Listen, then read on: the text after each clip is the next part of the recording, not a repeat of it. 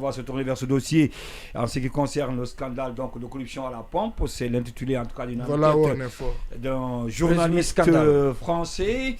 Boubacar Sanso Barry, il s'agit de plusieurs millions de dollars américains, selon ce journaliste qui a été arrêté, d'ailleurs nous l'appelons, avant d'être expulsé. Oui, on a eu ça, je pense, dans la soirée dimanche. Ça a inondé subitement les réseaux sociaux. On va dire que c'est un scandale qui est à deux volets. Parce que ça a commencé par l'achat supposé de la maison à Texas. De la maison au Texas. Et puis, il y a le volet augmentation exponentielle des marges, notamment traders et des marges de la SONAP dans la structure des prix des hydrocarbures. La structure des primes. La structure des prix. Dans le rapport, il est dit des prix. Dans la structure des prix. Voilà. Le rapport concerne la structure des prix. Des prix. On parle de plus de 10 millions de dollars d'augmentation par mois pour l'entreprise en question et 5 millions de dollars par mois pour la SONAP. Ok. Alors, maintenant, je disais que pour moi, le truc le plus essentiel... Oui, c'est l'achat de la maison. Non. Le truc le plus essentiel, c'est le rapport de l'inspection générale des finances.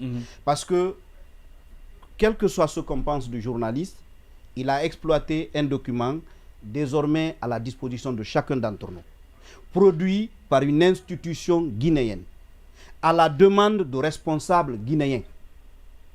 Donc ça, pour moi, le débat sur l'achat de la maison, il peut se poser. Et je ne l'exclus absolument pas à partir du moment où on réussit à mettre en évidence les hausses exponentielles, irréalistes, qui figurent dans le rapport en question. Alors, je veux me prononcer sur peut-être deux aspects. Lesquels? Le premier aspect, c'est le fait que on ait rompu un contrat avec un trader qui nous demandait de payer $38 la tonne initialement pour conclure un contrat avec un autre trader qui exige de nous $53 la tonne. Personnellement, je ne comprends pas. À moins qu'on ne mette en évidence d'autres défaillances qu'on impute au précédent trader. Mais il y a un autre aspect mais que je ne comprendrai probablement jamais. C'est, vous signez un contrat avec ce nouveau trader-là.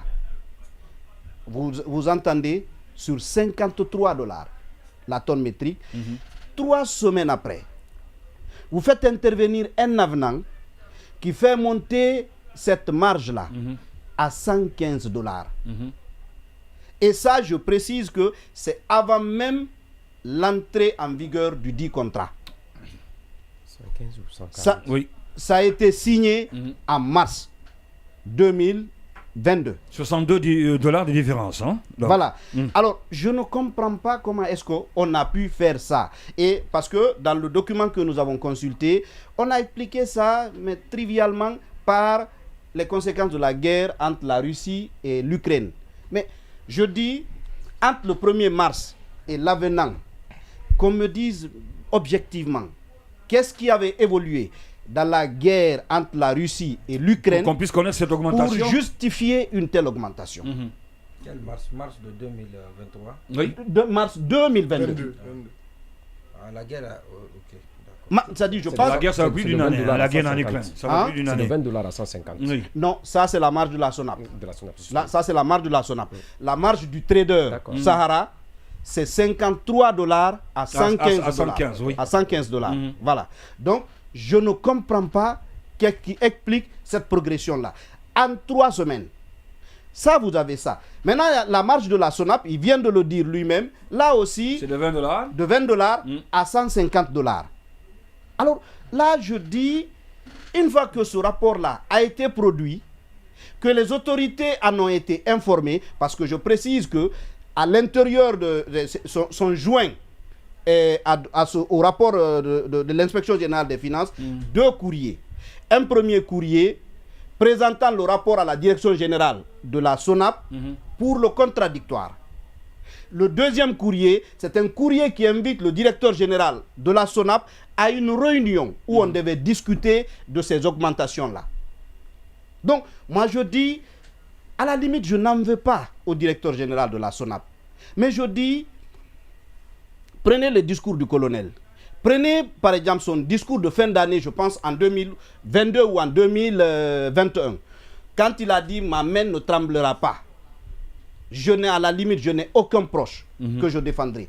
La corruption. Après qu'une inspection donc, ait mené tout et moi, là, je me contente de vous relayer que les chiffres bruts. Le commentaire, je vous invite à lire le commentaire qui est utilisé par les rédacteurs du rapport de l'inspection générale des finances. Vous vous rendrez compte que c'est suffisamment accablant pour que ce rapport-là... Il y a tellement de preuves éloquentes pour amener le président de la transition à réagir, c'est ça?